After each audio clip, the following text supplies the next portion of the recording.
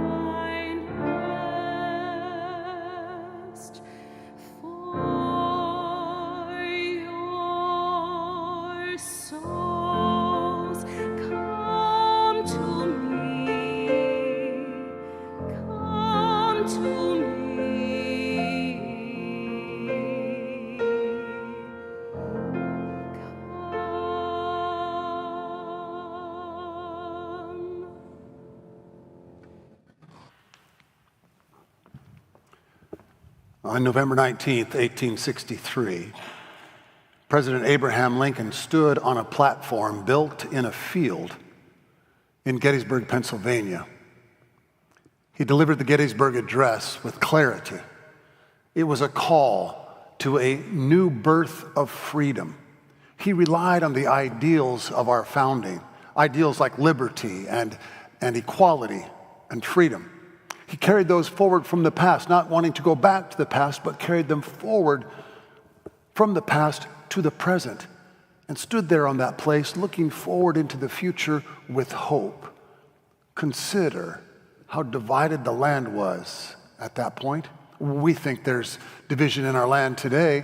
This was a bloody, horrific war. North versus south. Hundreds of thousands would die. And yet he stood there somehow with clarity and courage. In the still lingering fog of war from July, when the Battle at Gettysburg was fought earlier that year, and he saw through to the future, a hope for a nation built on the ideals of its past, carried forward to the present with eyes toward the days ahead. There were 15,000 people there gathered in that spot. The place was made sacred, though, by the 50,000 graves that were filled with those who'd fought so bravely in that place. Lincoln's presence there was almost an afterthought. When it became clear that he was going to be able to attend, he was invited maybe a couple of weeks before to bring a few words.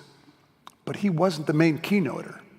The main keynoter was a man named Edward Everett, who was considered the most brilliant orator in the United States. And he had the resume to back it up. He was a former president of Harvard University. In fact, he entered Harvard at the age of 13, graduated from there at the age of 17. He was a former United States senator. He'd served as a governor, secretary of state, a brilliant man. He was also, by the way, an ordained pastor in the Unitarian Church. He was invited to speak for a ceremony that was going to be happening in October, but he said to the one who invited him, "I'll need more time to prepare my speech. Can we wait until November?" And they said yes. Well, he prepared his speech and delivered it. Again, he was brilliant. He memorized his entire speech. Without notes, he spoke for 2 hours. When he was done, there was a hymn played by the orchestra, a hymn that had been written specifically for that occasion. And then after the hymn, Lincoln came up onto the platform and gave his speech. A clear call for a new birth of freedom. A hope-filled call. They're still standing, as I said, in the fog of war, the lingering doubts and worries and fears of a nation divided terribly, horribly. He could deliver words built on hope. By the way, Pastor Everett sent a note to President Lincoln 2 weeks after the Gettysburg Address and said, "I wish I could say that I dealt with the ideals as well as you did in 2 minutes as I tried to do in 2 hours." It was a gracious way of saying congratulations to the president. The president was there to call the nation, finally, for all of the nation, toward freedom. There's a story that we heard this morning from the book of Exodus. It's about God's desire to set God's people free, the Hebrew people, free from being enslaved in Egypt. I love the way it begins. God will move with a mighty hand, and with that mighty hand, God will set the people free. Now, I sometimes miss the moments of awe, A-W-E, the moments of awe in the Bible. A theological degree can kind of get in the way of that. I don't know that John has that issue, but sometimes I get caught up in some fancy words like the exegetical, theological, and hermeneutical issues at play in the text. And once I think I've solved all those, okay, now I understand it, and I push it aside. I read the text this week several times, and I found myself going back to that opening line. God will move with a mighty hand. To hear the promise, how it must have felt to hear those words for the first time. With a mighty hand, you'll be set free. I think Steven Spielberg needs to make a movie called With a Mighty Hand and retell the Exodus story. There's something beautiful and powerful about that idea. Now let's be clear. Moses was a prophet. Prophets have a variety of roles within their community of faith and their country. Oftentimes, the primary one is to be a preacher. And the primary person they preach to are politicians. And they're dealing with, Moses is, with Pharaoh, he's dealing with an economic, political issue. You see, if the slaves are set free, a major portion of the economic support of the country of Egypt will go away. The cheap labor is gone. It'll have a massive effect on their ability to get more and more and more. Pharaoh does not like this idea. He argues throughout the early stages of the Exodus, back and forth with Moses until Pharaoh finally gives in. But it's revealed, if you pay attention to what the narrator is describing, it's interesting to look. I saw this in a commentary last week. It was written about 30 years ago. This commentator says that the conversation with Pharaoh describes a leader who is an arrogant narcissist. He's a despot. He's an autocrat. It's all about him. He essentially says to Moses, look, tell your people they've never had it better before. I'm the best one they've ever had. Oh, I know they're enslaved. I know that things are hard for them in some ways, but they've got a roof over their head. They have food in their pantries. They're fine. Let them know, though, that they don't show me proper obedience, give me the respect that I demand, they'll be in serious trouble. That's what despots do. They want to have absolute control and authority. And if you get in their way, they push you to the side. They will demean and dehumanize you in a moment because you are the problem. Eventually, of course, God's people are set free. And it's a cautionary tale. It's a cautionary tale because Pharaoh almost is in danger of destroying his own land. All of the plagues that happen in some way are metaphor for what happens when there's division in the land, when there's a lack of freedom for all of the citizens of that place. Pharaoh is more than willing, because of his own narcissism and arrogance, to let the land be destroyed if that's what's necessary, rather than give in to this call from God. It's a cautionary story. It's also one that's told again in the Bible. Do you know where it's told? It's in a different country with a different leader. Maybe you've read it, maybe you haven't. It's the story of someone whose name you recognize, the story of King Solomon in Israel. Now, Solomon, early in his reign, he represented the peak of Israelite culture and power and glory. Early in his reign, he was considered to be a wise and gracious leader, and that's the Solomon we remember. Tradition says he wrote the book of Proverbs. So we remember Solomon as this wise and gracious and kindly leader, but things change. He becomes more and more desirous of power. He cares less and less for the nation he's leading. He becomes a greedy autocrat. He gets as much as he possibly can, building structures to his own glory. And then note this. How does he do all this building?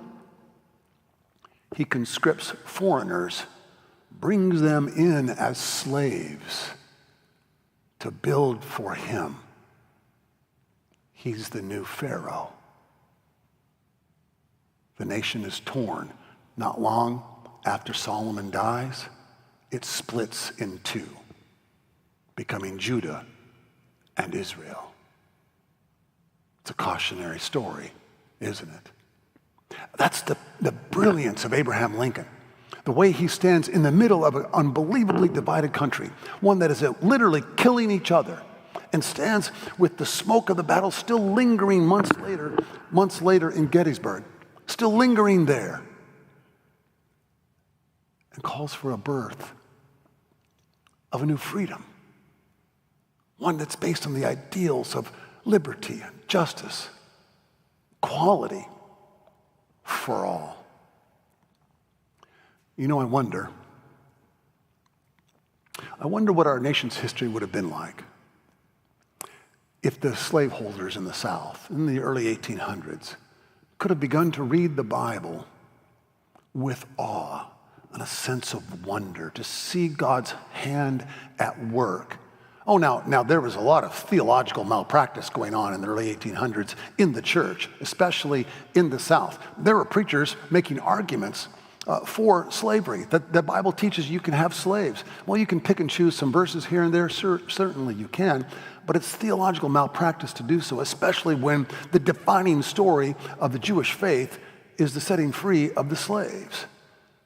And then when you pay attention to Jesus, you see how much Jesus fights for and cares for those on the side of the oppressed. It would have changed our nation's history if that theological malpractice had been ignored and instead they looked at the text with a sense of awe.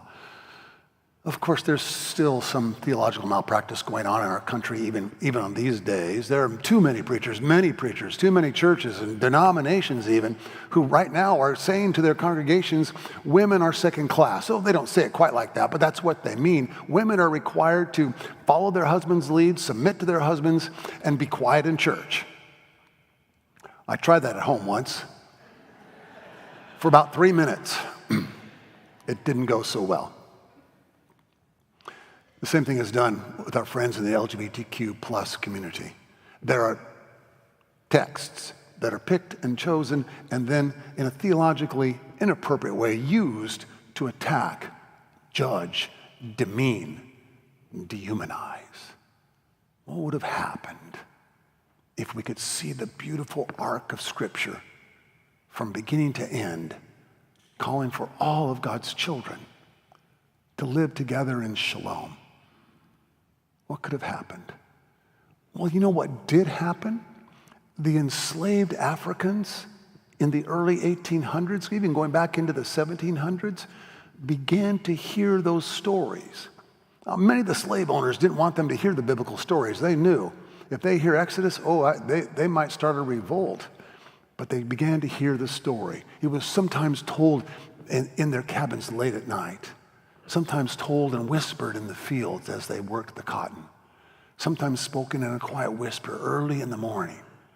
They began to hear the story of the Exodus, of God moving with a mighty hand to set God's people free. And they did something radical, theologically radical. It was a theology that grew from the people, as it were. The radical idea was that the text, the Bible, is a living text, not a text set in the past, not a bunch of stories that make nice points about how to get along with each other, but a living text, inviting them to see the presence of God, not some distant mountaintop up in heaven somewhere in the sweet by and by, but here and now, moving and living among them. They heard the stories of Jesus, and they began to do the same thing with Jesus, and they thought of Jesus as their friend, as a companion, walking with them. Moving, slowly, but moving, step by step, to freedom, to hope, to new life. They thought of Jesus as their friend, their companion. All along this pilgrim's journey, they would sing, "I want Jesus to walk with me."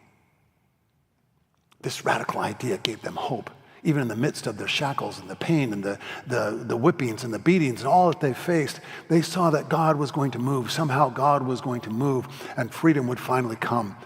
Freedom would finally be spoken and named. Oh, what an amazing thing it would be for us to approach the Bible in the same way, to hear it and see it, not as some ancient book written for people of another time with maybe some nice little lessons, but a living document that speaks to us, to you and me, in the here and now, right now, in this moment. What if we could see God at work in the world with us, in our church, in our lives, in our community, calling us to be the people God calls us to be, to work for freedom, to work for liberty, to work for equality. We could change the world. You know, I'm convinced that Abraham Lincoln believed in this same ideal, that God was present in the here and now. There are a lot of debates and discussions about what Abraham Lincoln's faith was like. Was he real? Was he a Christian? Was he not a sincere Christian? There are some who would say he was a fake Christian. There are others who would say he's more of a deist or an agnostic or an atheist. I mean, you can do some research and find all those things out there. I read a few of those articles. I believe, I'm certain, with the kind of language that infused his speeches, that he believed that God was present in some way, somehow, in the here and now, in this moment in time. In fact, Lincoln even said, if there's a church that would put up behind their altar, we don't have an altar, we have a communion table, but stay with the story for a moment. If they would put up behind their altar on the back a statement of a simple creed, love God with all your heart, soul, and mind, love your neighbor as yourself. He said, if I could find a church like that, I would join it with joy and serve dutifully. That's a challenge, isn't it? To love God, to love our neighbor. What if we could become that church? What if we could be that church that gives our hearts and minds, that understands this biblical word is a living document. This God is a God moving in and among us, calling us forward to faith, hope. What would that look like? Well, I think it would look like love. I think it would look like grace. I think it would look like a willingness to stand together, united, as one, even with our differences. Many of you recall, or you've read in your history books, that there was an attempt on President Reagan's life while he was in office. Most Americans at the time did not know how desperate things were for Reagan. His life was in grave danger. The surgery was needed to save his life. But the story is told that as the president was being wheeled down the hallway to go to surgery, he looked up at the surgeon and said, "Hey, doctor, I sure hope you're a Republican." You know, the great humor that President Reagan always put on display. The doctor, who was a well-known liberal Democrat in Washington, D.C., said, "Today, Mr. President, all of us are Republicans." Can you hear the simple grace in that line? 3 days after the surgery, President Reagan is still recovering. Tip O'Neill, who was the very liberal Democratic Speaker of the House, went to visit President Reagan. Now, they had battled back and forth. They disagreed on just about 90% of everything, beyond politics even. They were fighting about this and that and everything else. And yet Tip O'Neill goes to see the president. And when he walks into his room, this is a story told to Chris Matthews, the journalist. When Tip O'Neill walks into the room, he falls on his knees. He takes hold of the president's hand, and together they recite the 23rd Psalm. How does it go? Yea, though I walk through the valley of the shadow of death, I will fear no evil. When they're done reciting that ancient word, tears are streaming down the speaker's face. He rises to his feet, he leans in and places a kiss on the president's forehead. What would it be like to be a country like that again? What would it be like for people like us to be the ones that God calls us to be, to find a way for grace, to find a way for hope, to find a way for faith, to find a way for love to be made real in our world? Is it a challenge? It's a huge challenge. Is it easy? It's never easy. Of course not. What would it be for us to be a church that sings this beautiful prayer, America, America, God shed thy grace on thee. Do you hear the unifying power of that old hymn? Do you hear it? It's a prayer asking God to be present in the here and now, in this moment, in our land, and it's our opportunity. It's for us, we followers of Jesus, to make this reality come true. Thank you for joining us for worship today. I trust that you were blessed by the music and maybe even inspired by the message. Those two old words from Exodus and Lincoln, they still resonate, don't they? We're putting that QR code back up for you for just a moment. We'd love for you, if you haven't done it yet, to capture that code. Click on the link. You can register your attendance, submit a prayer concern, and we would love for you to prayerfully consider making a financial donation to support our ministries. As you can imagine, it takes a great deal of resources to get this word, to get this message out, not just to Columbus, but indeed around the country and the world. If you feel so moved, we'd love to hear from you. But in the meantime, have a beautiful and blessed week.